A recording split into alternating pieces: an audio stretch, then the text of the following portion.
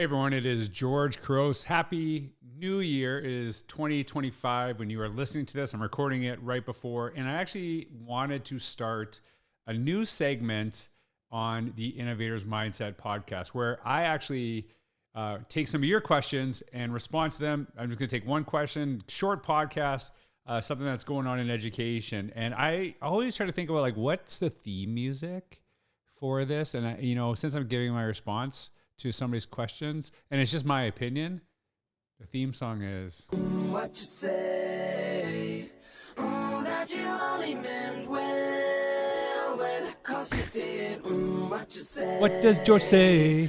That it's all for the best, 'cause what does George say? Maybe that's what it is. I don't know. Here's the thing. I'm going to actually leave. I made a Google form that you can actually respond and share your question. And I'll kind of use my own discretion. Today, I'm going to post a question that somebody put, but I'm not going to put their name to it because I don't want them to get in trouble. And so you can share your question in the comments down on YouTube. And if you're watching, I'm going to really try to do this year. This is one of my goals. Like and subscribe because, that's what I'm supposed to say because it's on YouTube, but you might be listening on a podcast. So you can actually see the link to the Google form, share your question. But I'll also share some, you can also comment wherever you are down below. So here's the question for today. And it was an interesting one because a lot of times we talk about struggling with students, but if we're being honest, we struggle with staff too. There's some times where we get really frustrated with our colleagues. And so I thought this is an interesting question. And I have some insights to this. And the question is this, and like I said, I'm not going to share the person's name, but I thought, a lot of people have this on their mind. And they share this. How do you support staff who are valuable in your school, but their ability to be dependable, notching up or giving very late notice for not coming in and being on time is a consistent concern? Also, how do you support them while not lowering the bar for your other employees? Now, we have to first of all, people have different ways that they do work, right? And I'll give you an example of this. When I was a principal, I know this sounds weird. I was one of the first people that left the school at the end of the day. And I was out there really, really quick. And part of the reason was because I knew I wasn't going to do anything at that time. My brain is just full. And I actually would go straight to the gym and I'd go work out. But a lot of time I'd put in extra time in the evening to do some work, right? And so some people, what they would do is they would stay later. And they would put in a lot of extra work. And then once they were home, that was it. They would not touch work. And so people do things in different ways at different times. So what might be your perception of how somebody should work might be totally different. And I think that's something that really, really important to me is that just because someone doesn't do things the way you do them doesn't mean they're effective. My focus, and I think this is not just in education, but all facets of life, is are you doing the job well, right? So some people can look at their phone, they'll be fine. Some people cannot look at their phone and they struggle with this. I'm talking adults and students in this as well. So we often talk about this idea of really kind of bringing out the best in the people. It doesn't mean all people get the same things. And I'm not just talking students, but I'm talking staff as well. So when I read this, being late and, there's a difference between being late for a scheduled meeting as opposed to, you come in a couple minutes late, as long as if you're taking care of your kids, taking care of your students, that's really, really important. But I just think there's different elements of this as well. But there's one thing that I think is a really discussion point. I've shared this before, and it kind of is tailored toward this question. I'm not a big fan of learning norms, right? I don't know. They're just something feels a little condescending, right, about them. And you might call them something else. And that's not the debate that I wanted to get in to this conversation. But if you were to force me to use a learning norm, I'd use one statement, and this is it. Learn in a way that you would expect from your students. That's it. And I think the reason I use this is because it's meant to be a conversation.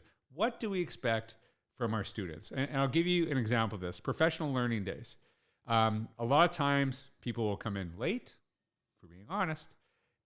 Oftentimes what people will they'll sit as far away as possible, and they struggle with this. And I actually bring this up, and I have conversations about this.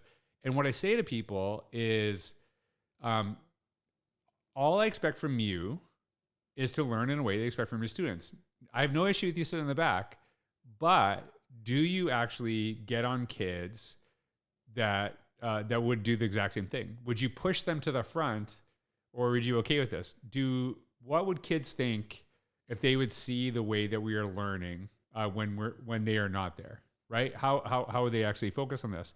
And so I think the part of the conversation is really kind of thinking about what are our expectations for kids, right? I really don't care if a kid is off task a little bit, not paying attention the whole time, as long as the quality of what they're doing is really, really high.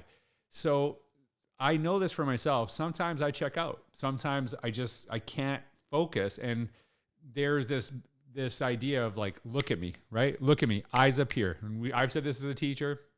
And sometimes people will be looking at you, but they're not listening. I know that when I'm listening to somebody, I tend to turn my head and not make eye contact.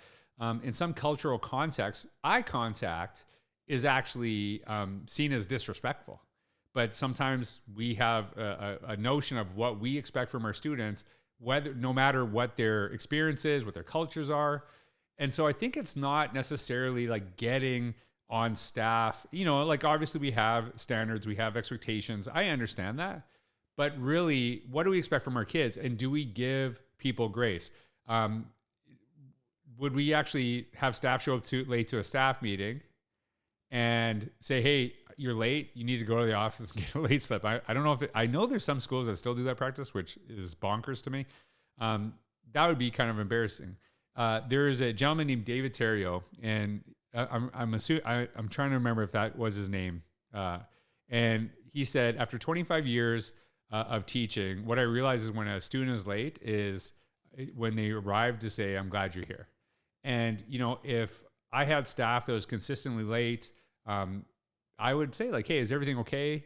This is something, and just have a conversation. What you don't want to do is give crap to the entire staff, just like you wouldn't want to the entire students. Sometimes there's just something going on that, people are struggling with, something might be going on at home. Something might be going on here. And of course we have a standard. Of course we have expectations, but sometimes it's just a miscommunication. It's a conversation. And I don't think that lowering the bar is necessarily the belief. And it can be, I understand that, because sometimes we have expectations, but there's little circumstances that we don't really understand, that some people need support in different ways, just like our students need support in different ways. So of course we want high expectations, but I always start with a conversation. I always start with a human element, as opposed to like a blanket rule and everyone's going to be in trouble because this one person. And really kind of when we have that conversation, what do we expect from our students in their learning? Do we live that, or do we actually do something totally different? And that's actually why I wanted to have the conversation. So I really appreciate the question. I just want to share some insights. I don't know if I helped, but I just wanted to kind of talk it out and share this. And I'm going to be doing this, I think, every Thursday, at least for the month of January. So if you have questions, throw them down, about anything about leadership, innovation and education, teaching and learning. I'll do my best to respond to as many of them as possible. I hope you enjoyed this first episode of What Does George Say? What you say? That you only meant well. Ask George some questions as what does George say? Did I did a little Jason Derulo insert there. Anyways, thanks for watching. I hope you have a wonderful day. Take care.